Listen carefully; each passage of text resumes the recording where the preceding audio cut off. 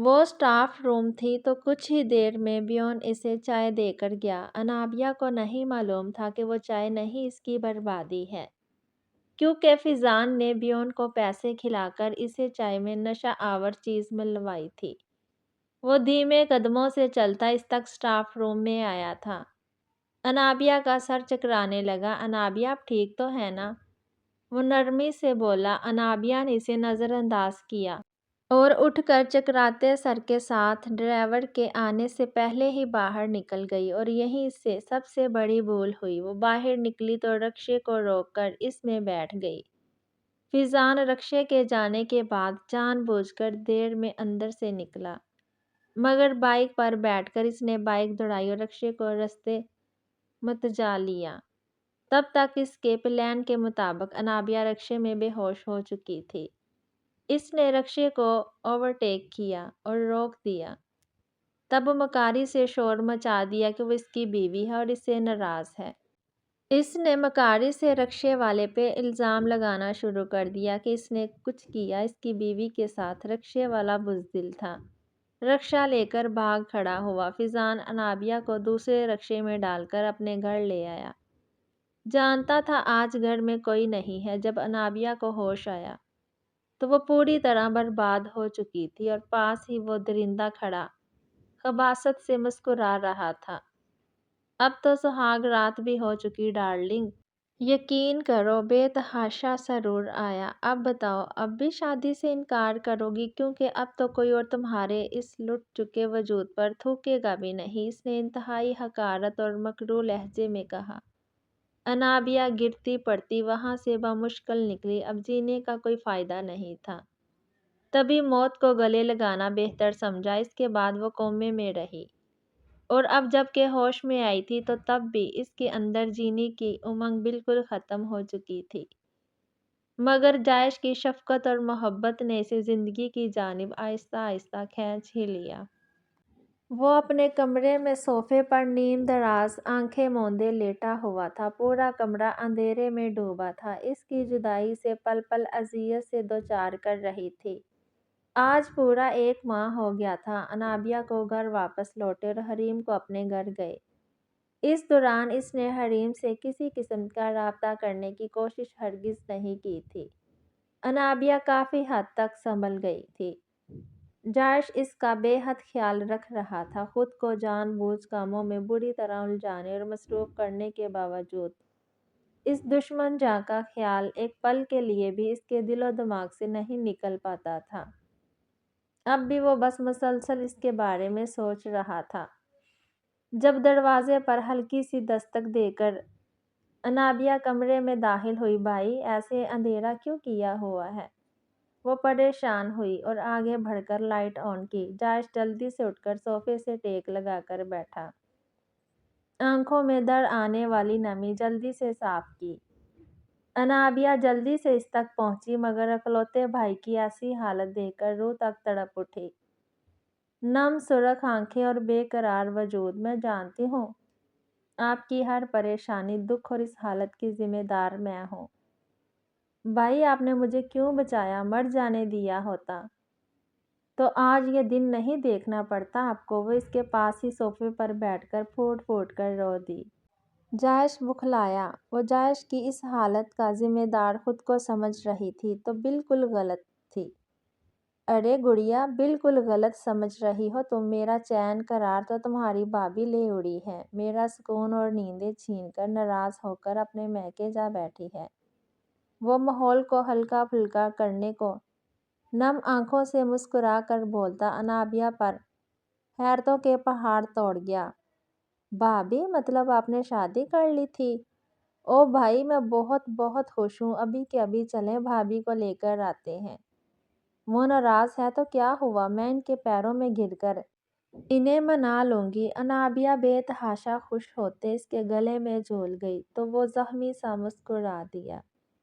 چلیں گے گڑیا، مگر ابھی نہیں، اس نے مبہم سا کہا۔ لیکن کیوں؟ آخر ہوا کیا ہے؟ مجھے سچ سچ بتائیں بھائی۔ اس مضبوط اعصاب کے مالک شخص کے یوں شکستہ لہجے سے انابیہ کو بہت کچھ غلط ہونے کا احساس ہوا، تبھی پوچھ بیٹھی۔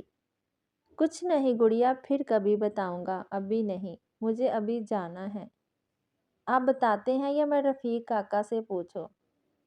انابیہ نے اس کی بات بیچ میں اچک کر دو ٹوک لہجہ اختیار کیا تو جائش نے بے بسی سے اس کی جانب دیکھا، مگر پھر اس سے نگاہیں چرا کر اسے اپنے ظلم کی ایک ایک داستان سنائے گیا۔ انابیہ پھٹی پھٹی نگاہوں سے اس کی جانب دیکھے گئی۔ وہ مجھ سے خوف کھاتی ہے، نفرت کرتی ہے، کرنی بھی چاہیے۔ میں نے بالکل اچھا نہیں کیا اس کے ساتھ، مگر میں اب اپنے کیے کا ازالہ کرنا چاہتا ہوں۔ اسی لیے اب وہی ہوگا جو وہ اور اس کے گھر والے چاہیں گے۔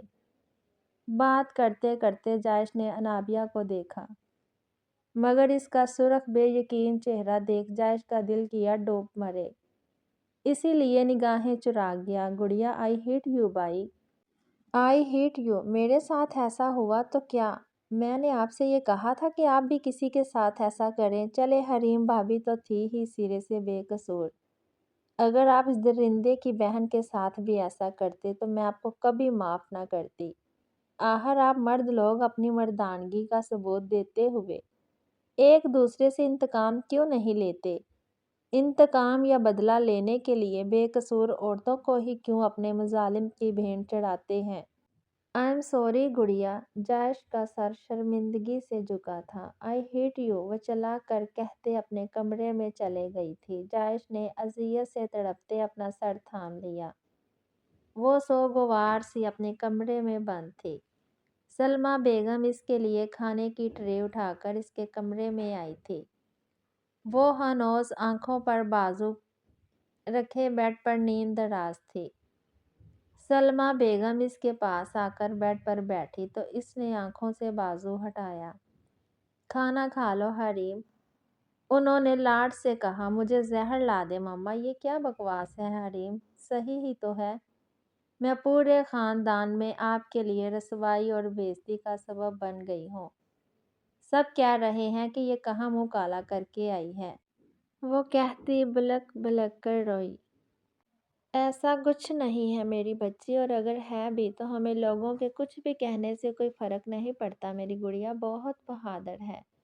بہادر نہیں ہوں میں مما، بہت بزدل ہوں۔ اگر ہوتی تو اس درندے سے خود کو بچا پاتی اور آپ لوگوں کے لیے رسوائی کا سبب نہ بنتی۔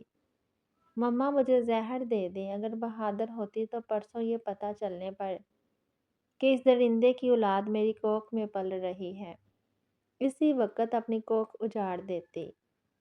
مما میں بہت بزدل ہوں، وہ کہتی پھر پھوٹ پھوٹ کر رو دی۔ اس نے کھانا بھی نہیں کھایا اور اس کی اسی حالت کی ٹینشن اور شدید قسم کے ڈپریشن کا اثر تھا کہ اسی رات سلمیٰ بیگم کا بی پی شوٹ کر گیا۔ انہیں ہاسپٹل لے جایا گیا۔ تب عماد، اسما اور یوسف صاحب نے اسے بہت دیر تک سمجھایا کہ اگر وہ اپنی ماں کی زندگی چاہتی ہے تو اس میں سے باہر نکل کر بالکل نارمل ہو جائے، یہ سوچے کہ کچھ ہوا ہی نہیں، اور پھر اس نے بھی ٹھان لیا کہ وہ اس منحوس وقت کو بلا کر اپنوں کے لیے اس میں سے باہر آئے گی۔ یہ وہ خون کے رشتے تھے جنہوں نے اس انتہائی کٹھن وقت میں اس کا ساتھ دیا تھا، اسے پلکوں پر بٹھا کر سہارا دیا۔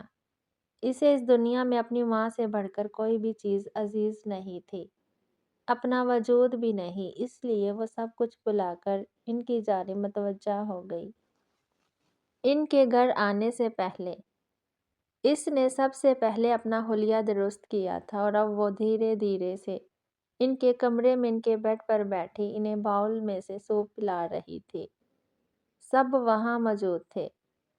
اگر آپ کو یہ لگتا ہے کہ آپ یوں بستر پکڑ کر مجھے اس گھر کے کام کاج پر لگا دیں گی تو یہ آپ کی بہت بڑی غلط فہمی ہے مما، کیونکہ میں آپ کی نکمی بیٹی تھی، نکمی بیٹی ہوں، نکمی بیٹی ہی رہوں گی۔ حریم نے پہلے کی طرح کیوٹ سا منہ بناتے بے نیازی سے کندھے اچکائے۔ سب متبسم ہوئے، جبکہ سلمیٰ بیگم نے سرخوشی اور حیرانی سے اپنی لاڈلی کو دیکھا۔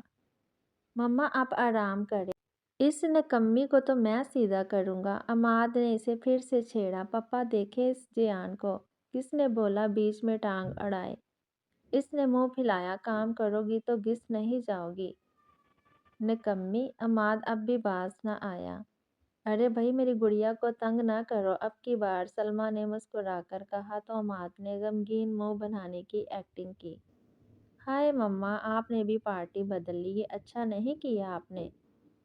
اس کی جھوٹی دہائیوں سے سب ہنس دیے۔ ہاں تو ٹھیک ہے نا، اب تمہاری طرفداری کرنے کو ہماری بہو ہے نا۔ سلمیٰ بیگم نے صلح جو لہجہ اختیار کیا۔ جی نہیں، میں تو پہلے ہی حریم کی طرف ہوں۔ اسماء نے بھی فوراً پارٹی بدلی تو غصے میں وہ منہ بناتا واک آؤٹ ہی کر گیا۔ سب ہنس دیے۔ سلمیٰ بیگم تو بس حریم کو ہنستے ہوئے دیکھے گئی۔ کچھ ہی دیر میں عماد واپس آیا تو سب کے لیے آئس کریم لے آیا۔ خوشگوار ماحول میں سب نے آئس کریم کھائی، بلکہ حریم نے پہلے کی طرح عماد سے چھین چھین کر اس کی آئس کریم بھی کھائی۔ سلمیٰ بیگم اپنے بچوں کو دیکھ دیکھ مسکراتی رہی۔ یہی وجہ تھی کہ جب تک ان کے آرام کرنے کا وقت ہوا تب تک ان کی طبیعت کافی حد تک سنبھل چکی تھی۔ جائش ابھی ابھی زمینوں سے واپس آیا تھا اور آ کر لاؤنج میں بیٹھا۔ امتیاز اس کے لیے بھاگ کر جوس کا گلاس لے کر آئی جو کہ اس نے آہستگی سے تھام لیا۔ 3 ماہ ہو چکے تھے اسے پل پل تڑپتے، معافیاں مانگتے، گزارش منتیں کرتے، مگر اس ظالم کو اس پر رحم نہیں آیا تھا۔ وہ تقریباً روز ہی حریم کے گھر جاتا، اس سے ملنے کی گزارش کرتا، مگر اس کے گھر والے اسے ڈرائنگ روم میں بٹھا کر حریم کو بلانے جاتے اور اس کا انکار آ کر اسے سنا جاتے، اور وہ چپ چاپ شرافت سے واپس گھر لوٹ آتا۔ حریم کے گھر والوں کا رویہ اس سے بالکل نارمل تھا، نہ وہ اس پر غصہ کرتے نہ اس کو لعن طعن کرتے، حتیٰ کہ اب عماد بھی اس سے نارمل طریقے سے بات کرتا، مگر حریم کی مرضی کے خلاف اس کے کمرے میں جانے کی اجازت اسے اب بھی نہیں تھی، تو اس نے اصرار بھی نہیں کیا تھا۔ شروع میں حریم کے بابا اور عماد نے اس پر کافی دباؤ ڈالا کہ وہ حریم کو چھوڑ دے، مگر پھر کچھ دن گزر جانے کے بعد انہوں نے اس بات پر اصرار کرنا چھوڑ دیا، حتیٰ کہ وہ اس بارے میں بات بھی نہیں کرتے تھے۔ کیوں؟ اسے نہیں معلوم تھا۔ ادھر انابیہ نے بھی 2 ماہ سے اس سے کلام تک نہ کیا تھا۔ جائش کے اعمال کی وجہ سے اس کی زندگی اس پر کس قدر تنگ ہو گئی تھی وہ سوچ بھی نہیں سکتا تھا، اور اب جب یہ سب اس پر بیت رہا تھا تو وہ بے تحاشا اذیت اور تکلیف میں تھا۔ چین، سکون، قرار اور نیندیں سب برباد ہو چکی تھی۔ زندگی بالکل بے رنگ اور بے مقصد لگنے لگی تھی۔ وہ ابھی بیٹھا ایک ایک سپ جوس کا لے رہا تھا کہ رفیق ہلکی دستک دے کر مگر پرجوش سا لاؤنج میں داخل ہوا۔ سردار جی، آپ سے ضروری بات کرنی ہے، اس نے دبے دبے جوش میں کہا تو جائش نے ایک نظر اس کے مسکراتے سرخ چہرے پر ڈالی۔ بولو رفیق، سن رہا ہوں میں۔ سر، اللہ تعالیٰ کے گھر دیر ہے اندھیر نہیں، آپ نے اپنا معاملہ اللہ تعالیٰ پر چھوڑا تھا، اللہ تعالیٰ کے انصاف کو پکارا تھا، تو دیکھیں کیا انصاف کیا میرے سونے اللہ پاک نے آپ کے ساتھ۔ اس کی بات پر جائش سیدھا ہو کر بیٹھ گیا۔ ادھر یہ باتیں سن کر لاؤنج کی جانب آتے ہوئے انابیہ کے قدم اپنی جگہ پر ٹھٹک کر ساکت ہوئے تھے۔ ہوا کیا رفیق، بتاؤ بھی آخر۔ سردار جی، وہ درندہ فیضان اسی طرح کسی لڑکی کو بے ہوش کر کے اپنے ساتھ کسی ویرانے میں لے گیا۔ لڑکی کے گھر والوں کو کسی طرح اس کا اتا پتہ معلوم پڑ گیا۔ خوش قسمتی سے لڑکی بچ گئی، مگر عین اسی رنگے ہاتھوں پولیس نے جا لیا۔ فیضان نے بزدلوں کی طرح موقع سے فرار ہونے کی کوشش کی، مگر وہ پولیس کی فائرنگ سے موقع پر ہی تڑپ تڑپ کر مر گیا۔ رفیق بول کر خاموش ہوا۔ انابیہ کی آنکھیں نم ہو گئی، جبکہ جائش نے ایک سرد سی سانس کھینچی۔ اللہ تعالیٰ کا شکر ہے اس نے ایک اور بہن کو برباد ہونے سے بچا لیا، اور وہ درندہ بھی اپنے انجام کو پہنچا۔ جائش نے پرسکون ہو کر اللہ تعالیٰ کا شکر ادا کیا۔ سردار جی، ایک اور خوشخبری ہے آپ کے لیے۔ ہاں بولو، لیکن وہ خوشخبری دینے کے بعد میں مبارکی لوں گا آپ سے، رفیق نے کہا تو جائش نے حیرت سے اسے دیکھا۔ اب تو اسے اور باہر کھڑی انابیہ کو بھی تجسس ہونے لگا کہ آخر ایسی کیا بات ہے کہ رفیق یوں مبارکی مانگ رہا ہے۔ لے لینا، اب بولو۔ सरदार जी आप बाबा बनने वाले हैं। सरदारनी जी उम्मीद से हैं। रफीक ने दांत नकोस कर कहते इसके सर पर बम फोड़ा। वट। जायश अपनी जगह पर खड़ा हो गया। अनाबिया भी जैसे हवाओं में उड़ती लाउंज में दाखिल हुई। खबर थी ही ऐसी, बल्कि इस घुटन और हबसज़दा हवेली के माहौल में एक खुशगवार हवा का झोंका चला आया था। जी सरदार जी, ये सच है। बीबी जी को हर महीने जिस डॉक्टरनी के पास मुआयने के लिए लेकर जाया जाता है, इसी से तफसील पूछकर आ रहा हूँ। रफीक ने इत्मीनान से कहा। भाई मुझे भाभी से मिलना है, अभी के अभी मुझे इनके पास ले चले। अनाबिया कहती हुई रो पड़ी। जायश ने इसे सीने से लगाया। रफीक हमारी इधर जाने की तैयारी करो, मतलब मिठाइयाँ और फल वगैरह लेके आओ। जायश ने कहा तो मुस्कुराते हुए लाउंज से बाहर निकल गया। अब अनाबिया थी और इसकी अपने भतीजे भतीजी को लेकर बातें जो कि ख़त्म नहीं हो रही थी। जायश ने पुरसुकून होकर एक तवील सांस खारिज की कि इतने दिनों बाद इसे ये खुशी का पल नसीब हुआ था, मगर ये कहाँ मालूम था कि अभी इश्क के और इम्तिहान बाकी हैं। शाम का वक़्त था। यूसुफ और अमाद साहब अपनी अपनी जॉब से अभी अभी वापस आए थे कि दरवाजे पर दस्तक हुई। अमाद ने दरवाज़ा खोला, मगर सामने का मंजर देखकर होंठों पर आई मुस्कान कहीं गायब हो गई और इसकी जगह गहरी संजीदगी ने ले ली। अस्सलामुअलैकुम, क्या हम अंदर आ सकते हैं? जायश ने इजाज़त तलब की। वो खामोशी से एक तरफ हो गया। इम्तियाज़ और रफ़ीक समेत अंदर गार्ड्स दाखिल हुए और छोटा सा सेहन मिठाइयों और फलों की टोकरियों से भर दिया। वो बाहर जाते और टोकरियां अंदर लाते गए। जब ये काम कर चुके तो सब गार्ड्स रफ़ीक और इम्तियाज़ बाहर चले गए। जायश अनाबिया का हाथ थामे आज बिला झिझक ड्राइंग रूम में जाने की बजाय इसके साथ अंदर चला आया था। ये सब क्या हो रहा है? आहर यूसुफ साहब बाहर आए, मगर सेहन का मंजर देखकर वो भी खामोश हो गए, जबकि इनके पीछे ही सलमा बेगम अंदर से बाहर चले आई। अस्सलामुअलैकुम। जायश ने इन दोनों को सलाम किया। ये मेरी बहन है, 2 माह पहले ही कोमा से बाहर आई। जायश को और तो कुछ नहीं सूझा, जल्दी से अनाबिया का तारफ़ करवा दिया। यूसुफ साहब और सलमा बेगम ने मासूम की बच्ची को तरहम बड़ी निगाहों से देखा। अनाबिया पर जोश की खुद ही आगे हुई तो यूसुफ साहब ने बिला झिझक इसके सर पर हाथ रख दिया। जीती रहो, नेक नसीब हो, और भला माँ बाप बेटी की पैदाइश होने पर क्यों डरते हैं? वो रातों को उठ उठ कर कुछ ज्यादा तो नहीं खा लेती, इसलिए इनसे नहीं इनके नसीब से डर लगता है। वो हमें आज खुशखबरी के बारे में पता चला। क्या हम भाभी से मिल सकते हैं? अनाबिया ने इस कदर चाहत और मासूमियत से पूछा कि यूसुफ साहब ना सलमा बेगम कोई भी इनकार कर ही नहीं पाता, जबकि अमाद एक तरफ खड़ा ये सब देखे गया। मिल लो बेटा, अगर वो मिलना चाहे तो। यूसुफ साहब ने ही इसकी मुश्किल आसान की। इनका कमरा किस तरफ है? अनाबिया ने पूछा तो सलमा बेगम ने एक तरफ इशारा कर दिया। जायश आज अंदर आ तो गया था, मगर अब इसके कमरे तक जाने की दीदा दलेरी दिखाने से झिझक महसूस कर रहा था। मगर अनाबिया इसका हाथ थामकर इसे इसके कमरे की जानब खींचती चले गई। इतने दिनों बाद इस दुश्मन जाँ का दीदार होने वाला था तो दिल पसलियों की बजाय जैसे कानों में धड़कने लगा। अनाबिया हल्की दस्तक देकर खुद शरारत भरे अंदाज में बाहर ही रुक गई। जायश ने मुड़कर इसे देखा तो वो मुस्कुरा दी। आप अंदर जाएं, भाभी को लेकर बाहर आएं, मैं बाहर मिल लूंगी इनसे, इसने कहा तो जायश ने तशक्कर अमेज़ तासरात से इसे देखा।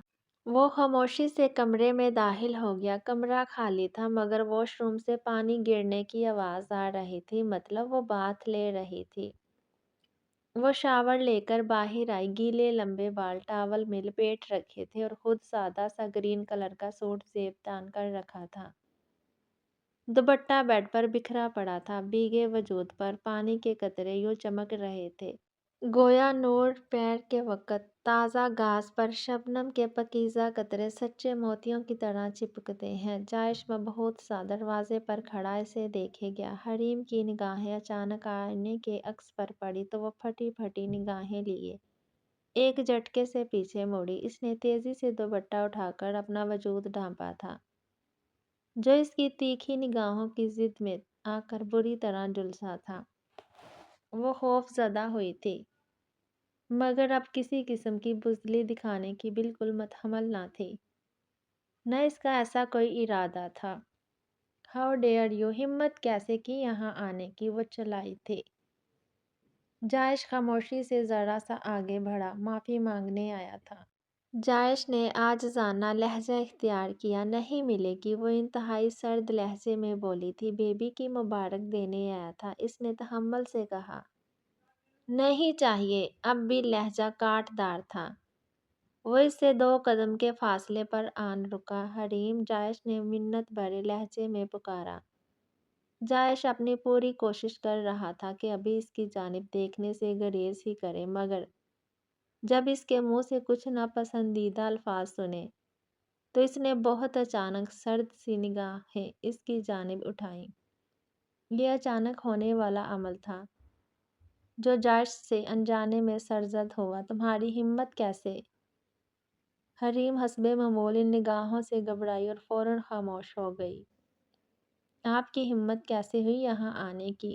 وہ اب کی بار خود کو سنبھال کر دوبارہ چلائی تھی، مگر اب کی بار جائش کے گداز لبوں پر ایک خوبصورت مسکراہٹ مچل گئی۔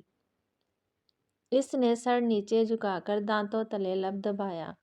خوشخبری کا سن کر مجھے انابیہ یہاں لائی، جائش نے نرمی سے کہا۔ وہ غصے سے مٹھیاں بھونج کر اس کے جانب دیکھے گئی۔ انابیہ میری بہن اور تمہاری اکلوتی نند ابھی 2 ماہ پہلے ہی کوما سے باہر آئی۔ گڈ نیوز کا سن کر رہا نہ گیا تو ہم یہاں چلے آئے۔ مجھے کسی سے بھی نہیں ملنا، آپ کے حوالے سے تو کسی سے کوئی رشتہ ہو ہی نہیں سکتا میرا، اسی لیے ابھی کے ابھی یہاں سے چلے جائیں آپ تو بہتر ہوگا۔ وہ اب کی بار پھر سرد ترین لہجے میں بولی تھی۔ حریم پلیز مجھے معاف کر دو۔ اس سب میں انابیہ کا کوئی قصور نہیں تھا، پلیز اس سے تو مل لو۔ قصور تو میرا بھی بالکل نہیں تھا مسٹر سردار جائش چنگیڑ، مگر میں نے بھگتا ہے، اسی لیے مجھے کسی کی کوئی پرواہ نہیں، نہ کسی سے کوئی سروکار ہے۔ وہ ایک ایک لفظ چبا چبا کر بولی۔ حریم وہ سب ہمارے نصیب میں تھا۔ سوچو اس دن تم پارلر کیوں گئی؟ اس پارلر میں وہ دوسری لڑکی کیوں آئی؟ اسی دن ہی تمہارے بھائی کی شادی کیوں تھی؟ تم تو گھر سے باہر بھی نہیں جاتی تھی نا، تو اسی دن تمہارا پارلر میں جانا کیوں اتنا ضروری تھا؟ وہ 2 قدم کا فاصلہ بھی مٹا کر اس کے قریب آیا، بے قراری سے اس کے بازو تھامے، نم آنکھیں لیے اس کی آنکھوں میں جھانکا۔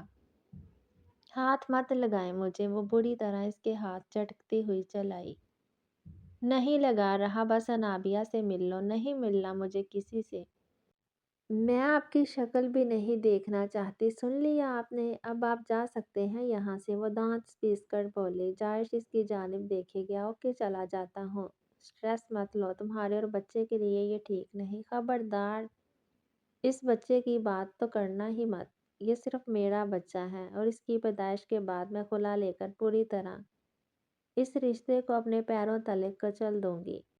آئی بات سمجھ میں؟ وہ ابھی بلند آواز میں ہی بول رہی تھی جب انابیہ اس کی اونچی آواز سن کر مجبوراً کمرے میں چلی آئی۔ بھابھی! انابیہ نے پکارا تو حریم اس کی جانب متوجہ ہوئی۔ انابیہ نے لپک کر اس سے لپٹنا چاہا، مگر حریم نے ہاتھ اٹھا کر اسے دور ہی روک دیا اور نفرت سے اسے بھی گھورا۔ بھابھی پلیز بھائی کو معاف کر دیں، یہ سب غلط فہمی میں ہوا۔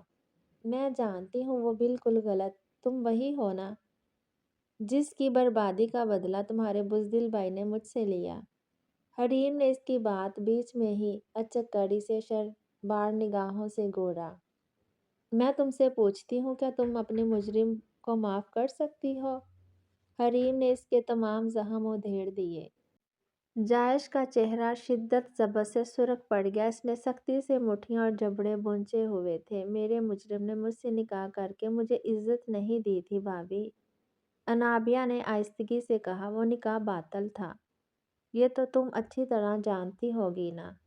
हरीम किसी सूरत इन्हें कहीं से गुंजाइश देने वाली नहीं थी, पूरी तरह नहीं था। शायद ये बात आपके इल्म में ना हो या इस वक्त आप टेंशन में थी और गौर न कर पाई हो। निकाह में आपके सगे मामू ने आपके वली के तौर पर इस निकाह की इजाज़त दी थी। आपकी किडनैपिंग के 10 से 12 घंटे के बाद निकाह हुआ था। तब रफ़ीक पार्लर के करीब से आपके मामू को ज़बरदस्ती अपने साथ ले आया था। वो पार्लर के आसपास आपके बारे में पूछते फिर रहे थे, तब पता चला कि वो आपके मामू हैं। तब भाई ये हरगिज़ नहीं जानते थे कि आपका या आपके मामू का तल्लक मेरे मुजरिम से नहीं है। वो मान नहीं रहे थे, मगर जब भाई ने इन्हें किसी भी तरह राज़ी कर लिया तो उन्होंने इस निकाह की इजाज़त दी थी। दुल्हन की जानिब से उन्होंने गवाह के तौर पर साइन भी किए थे। अब तक भाई ने इसलिए किसी को कुछ नहीं बताया कि मज़ीद आपके ख़ानदान में कोई चपकलश ना हो। भाई यही चाहते थे कि ये निकाह पूरी तरह कानूनी और इस्लामी तरीके से हो। इस वक्त भाई ने आपके सामने निकाह की शर्त रखी तो कहीं न कहीं आपने भी दिली आमादगी से ये निकाह कबूल किया था। अनाबिया इसे नरमी से समझाएगी, वो हैरत से बेयकीनी से इन्हें देखे गई। बहुत खूब। आपकी बहन तो झूठ बोलने और फ़रेब देने में आपसे भी 2 हाथ आगे निकली। अब ये कौन सा नया खेल खेलना चाहते हो तुम लोग मेरे साथ? हरीम ने हकारत से कहा तो नाबिया का खफ़त और दुख से चेहरा सुर्ख पड़ गया, जबकि आंखों से आंसू छलक पड़े। हरीम जायश ने इसे टोकना चाहा, क्यों बुरा लगा? बहन दुखी है तो बर्दाश्त नहीं हो रहा। जब मुझसे गैर इंसानी सलूक करते रहे तब आपकी इंसानियत क्यों नहीं जागी? जबकि तुम दोनों बहन भाई इसी सलूक के हकदार हो। अब जाओ मेरे घर से या मैं धक्के देकर यहाँ से निकालूं आप लोगों को, इसने दोबारा गिराकर कहा। अब की बार जायश ने बुझे दिल और शिकस्तगी से अनाबिया का बाजू थामा, इसे रोती हुई को अपने गले लगा। वो अपनी इतनी बेइज्जती पर बहुत बुरी तरह रो रही थी, जबकि इस सारे मामले में वो भी इतनी ही बेकसूर थी जितनी कि हरीम खुद। चलो नाबिया यहाँ से। जायश इसे साथ लिए कमरे से चुपचाप कुछ भी कहे बगैर बाहर निकल गया। वो लोग कमरे से बाहर निकलकर सहन में आई यूसुफ साहब, सलमा बेगम और रमाद ने नाबिया को ज़ारो कतार रोते हुए देखा। इसको इस तरह रोते हुए देखकर सबको ही बेतहाशा अफसोस हुआ, हत्ता कि अस्मा भी वहाँ मौजूद थी और तरहम बड़ी निगाहों से छोटी सी लड़की को इतना रोते हुए देखे गई। अल्फाज जैसे गुम हो गए थे, किसी के पास कुछ कहने को कुछ नहीं था। जायश खामोशी से अनाबिया के साथ वो दहलीज पार कर गया। रात तक इसकी हालत बहुत ज़्यादा बिगड़ गई थी। अभी अभी तो कोमा से बाहर आई थी, फिर इस कदर डिप्रेशन में चले जाने का नतीजा था कि वो नीम बेहोश हो चुकी थी। अनाबिया क्या हुआ है? जायश बुरी तरह घबराया था। चलो हॉस्पिटल चलते हैं। फिर देर किए बगैर वो इसे गाड़ी तक लाया, गाड़ी में बिठाकर तेज़ी से ड्राइविंग करने लगा। मैं ठीक हूँ भाई, इसने नीम गनोदगी में इसे पुकारा। हाँ इंशाल्लाह बिल्कुल ठीक हो जाओगी, जायश ने कहा और अपनी तवज्जो ड्राइविंग की जानिब मुबज़्ज़ल की। अभी आधा रास्ता गुजरा था कि इसे हमाद सड़क पर अपनी बेगम के हमरा परेशान हाल खड़ा दिखाई दिया। जायश ने अपनी पराडो इसके पास आकर रोकी। क्या बात है, कुछ परेशान लग रहे हैं, मैं कोई हेल्प कर सकता हूँ? जायश ने बेतासर नॉर्मल लहजे में पूछा। अस्मा की तबीयत बहुत ख़राब है, हॉस्पिटल ले जा रहा था कि बीच रास्ते गाड़ी ख़राब हो गई है और कोई गाड़ी या टैक्सी भी नहीं मिल रही, ऊपर से फ़ोन भी डेड है मेरा। अमाद ने भी नॉर्मल अंदाज में इसे अपनी मुश्किल बता दी। सच तो ये था कि वो जितना परेशान था, इसे इस वक्त यहाँ इसकी मौजूदगी से काफ़ी राहत महसूस हुई थी।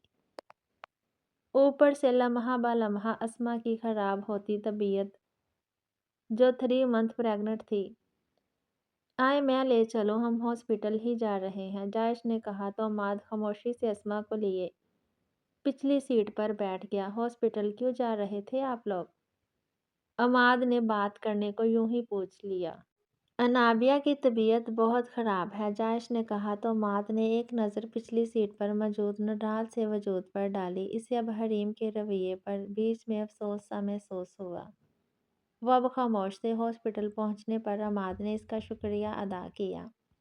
اس کی ضرورت نہیں، یہ میرا فرض تھا۔ جب فری ہو تو گاڑی میں آ کر بیٹھ جائے گا، ہم پہلے فری ہوئے تو آپ لوگوں کا ویٹ کریں گے۔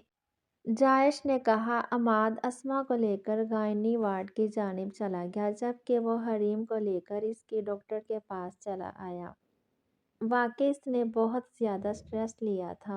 وہ 2 گھنٹے انڈر آبزرویشن رہی۔ ادھر اس کو بھی ٹرپ لگی تھی تو انہیں بھی اتنا وقت ہو ہی گیا۔ جب وہ فری ہوئے تو تقریباً اکٹھے ہی باہر نکلے آئے۔ بیٹھے جائش نے عماد کی جھجک محسوس کر کے خود ہی آگے بڑھ کر پھر سے گاڑی کا دروازہ کھول دیا۔ آپ کو خواہ تکلیف ہوگی، عماد شرمندہ ہوا۔ جو تکلیفیں میری وجہ سے آپ لوگ جھیل چکے ہیں، ان کے سامنے تو یہ کچھ بھی نہیں۔ جائش نے دوسری جانب دیکھتے ہوئے کہا۔ عماد خاموشی سے اسما کو ساتھ لیے گاڑی میں بیٹھ گیا۔ گاڑی اپنی منزل کی جانب رواں دواں تھی۔ انابیہ نے سیٹ سے سر لگایا ہوا تھا۔ انابیہ کچھ بھی سوچنے کی کوئی ضرورت نہیں۔ ڈاکٹر نے کیا کہا ہے؟ اب بالکل کوئی ٹینشن نہیں لینی۔ اب بھی نروس بریک ڈاؤن ہوتے بچا ہے۔ یہ ٹینشن تمہارے لیے کتنی خطرناک ہے تم جانتی ہو نا؟ انشاءاللہ سب ٹھیک ہو جائے گا۔ جائش نے انابیہ کو نرمی سے سمجھانا چاہا مگر وہ پھر پھوٹ پھوٹ کر رو دی۔ انابیہ، جائش نے اسے بے بسی سے پکارا، اس سب کی ذمہ دار میں ہوں بھائی، سب کچھ میری وجہ سے ہوا۔ اگر میں نہ ہوتی تو یہ سب بھی نہ ہوتا۔ کاش میں بھی مما بابا کے ساتھ اس ایکسیڈنٹ میں مر جاتی تو آج یہ سب نہ ہوتا۔ وہ بے تحاشا رو رہی تھی۔ عماد نے پہلو بدلا، حتیٰ کہ اس کے اس طرح رونے پر اسما بھی رو پڑی۔ عماد کے گھر پہنچنے تک گاڑی میں عجیب سے بے چین کر دینے والی مردانی چھائی رہی۔ گھر آ جانے پر عماد نے اصرار کیا کہ وہ اندر آ جائے، مگر اس نے انہیں ڈراپ کر کے وہاں فوراً سے گاڑی نکال لی۔ یوسف صاحب، سلمیٰ بیگم اور حریم اس وقت صحن میں موجود تھے۔ وہ بے قراری سے ادھر سے ادھر چکر لگا رہی تھی۔ سلمیٰ بیگم درود پاک پڑھ رہی تھی۔ رات کے وقت اچانک اسما کی طبیعت بہت زیادہ خراب ہوئی تھی تو عماد اسے لے کر ہاسپٹل گیا تھا، مگر اب 3-4 گھنٹے گزر جانے کے بعد رات کے 2 بج چکے تھے اور اس کا کہیں اتا پتہ نہیں تھا، حتیٰ کہ فون بھی بند جا رہا تھا۔ اب تو ان سب کا پریشانی سے برا حال تھا، مگر اللہ تعالیٰ کا شکر ادا کیا کہ باہر گاڑی کی آواز سنائی دی۔ میں دیکھتا ہوں۔ یوسف صاحب باہر کی جانب لپکے۔ ست شکر کے چند لمحوں کے بعد ہی عماد اور اسما اندر آتے دکھائی دیے۔ عماد کہاں رہ گئے تھے؟ جانتے ہو کس قدر پریشان تھے ہم لوگ، کیسے کیسے وسوسے دل کو ہلا رہے تھے۔ سلمیٰ بیگم نے اٹھ کر چٹا چٹ اس کا اور اسما کا چہرہ چوم ڈالا۔ تب عماد نے انہیں ساری تفصیل بتائی کہ کس طرح ان کی گاڑی بیچ رستے میں خراب ہو گئی اور وہ کیسے ہاسپٹل سے اب اپنے گھر پہنچے۔ کون تھا وہ نیک انسان جس نے اتنی مدد کی تمہاری؟ اللہ تعالیٰ اس کا بھلا کرے، نیک نصیب ہو۔ سلمیٰ بیگم نے دل سے دعا دی۔ جائش تھا مما، وہ اپنی بہن کو لے کر ہاسپٹل ہی جا رہا تھا، عماد نے سادگی سے بتایا۔ تو سب چونک گئے۔ اسما اداسی کی اپنے کمرے میں چلے گئی۔ ارے کیا ہوا تھا اس بچی کو؟ دن میں تو اچھی بھلی مسکراتی ہوئی یہاں آئی تھی۔ سلمیٰ بیگم کو حقیقت دکھ ہوا۔ شاید ڈپریشن کی وجہ سے نروس بریک ڈاؤن ہونے والا تھا۔ وقت پر جائش اسے ہاسپٹل لے گیا تو بچت ہو گئی۔ عماد کے لہجے میں بھی افسوس تھا۔ اس نے ایک نظر حریم کو دیکھا جو اب بھی سرد و سپاٹ چہرہ لیے پاس کھڑی تھی، جیسے اسے اب بھی کسی کے دکھ سے رتی برابر بھی کوئی فرق نہ پڑ رہا ہو۔ وہ جیسے پتھر کی بن گئی ہو۔ گڑیا آرام کرو، کافی تھک گئی ہوگی۔ عماد نے اس کے سر پر نرمی اور محبت سے ہاتھ رکھا اور اندر چلا گیا کہ وہ بھی کافی تھک چکا تھا۔ حریم چلو اندر، کیا سوچ رہی ہو؟ مما بالکل اچھا ہوا اس کے ساتھ، اسے بھی تو پتہ چلے کہ اپنوں کا دکھ کیسے سینوں میں آگ لگاتا ہے۔ حریم نے نفرت و حقارت سے کہا اور اپنے کمرے میں چلے گئی۔ سلمیٰ بیگم اور یوسف صاحب ایک دوسرے کی جانب دیکھ کر رہ گئے۔ وہ اپنے بستر پر نیم دراز تھی۔ حریم نے سونے کی کوشش کی مگر جیسے ہی آنکھیں بند کی عجیب طرح سے دم سا گھٹنے لگا، اور ایسا اس کے ساتھ تقریباً آدھے گھنٹے سے ہو رہا تھا۔ اب کی بار وہ بستر پر اٹھ بیٹھی اور بہت بری طرح سے اپنی انگلیاں چٹکانے لگی۔ دراصل یہ ضمیر کی لعنت ملامت تھی جو اسے سونے نہیں دے رہی تھی۔ دو آنسو بہاتی آنکھیں اسے تصور میں آ کر بے چین کر رہی تھی۔ آج اس نے کسی کا بہت بری طرح دل دکھایا تھا۔ آج اس سے وہ عمل سرزد ہوا تھا جو اس نے کبھی کرنے کا سوچا بھی نہیں تھا۔ دن میں تو اپنے اوپر بے حسی کا خول چڑھائے رکھا مگر اب وہ بری طرح چٹکا تھا۔ یہ سچ تھا کہ وہ شخص اس کا مجرم تھا اور حریم اسے کبھی بھی معاف کرنے کا ارادہ نہیں رکھتی تھی، مگر اس سارے قصے میں انابیہ کا سرے سے کوئی قصور ہی نہیں تھا جس سے حریم نے اس قدر بدسلوکی کی تھی کہ وہ بیمار ہو کر ہاسپٹل جا پہنچی۔ اسے اس کو اتنی بری طرح بے عزت ہرگز نہیں کرنا چاہیے تھا۔ وہ کس قدر دکھی ہوئی ہوگی، اس کا کتنا دل دکھا ہوگا، اس کے الفاظ نہیں نشتر تھے جو سینہ چیر گئے۔ ضمیر بار بار ملامت کرتا رہا۔ وہ بستر پر نیم دراز ہوئی تو اچانک نظر اپنی مت پر پڑی۔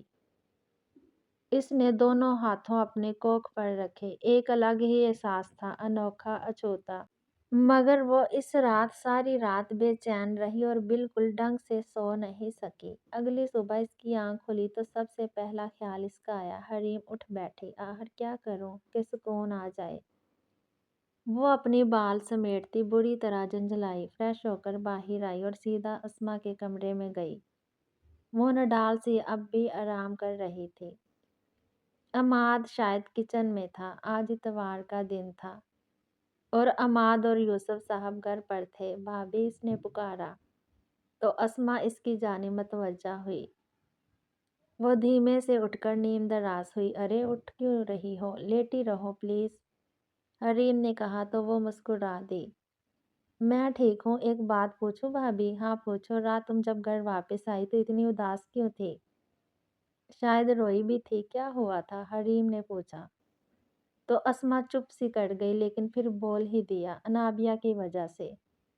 وہ کافی بیمار تھی اور رو رہی تھی، جانتی ہو وہ اپنے بھائی سے بول رہی تھی کہ کاش وہ بھی اپنے والدین کے ساتھ ایکسیڈنٹ میں مر جاتی۔ تب اس کے لہجے کی بے بسی نے مجھے بہت اداس کر دیا تھا، اسما نے کہا تو حریم کا دل مزید بوجھل ہونے لگا۔ اسما اس کا اداس چہرہ دیکھ کر ادھر ادھر کی باتیں کرنے لگی مگر حریم کے دھیان کی سوئی ادھر ہی اٹکی رہی اور پھر پورا دن وہ لاشعوری طور پر کسی کا انتظار کرتی رہی۔ اس الجھن کا حل اس کے پاس تھا، شاید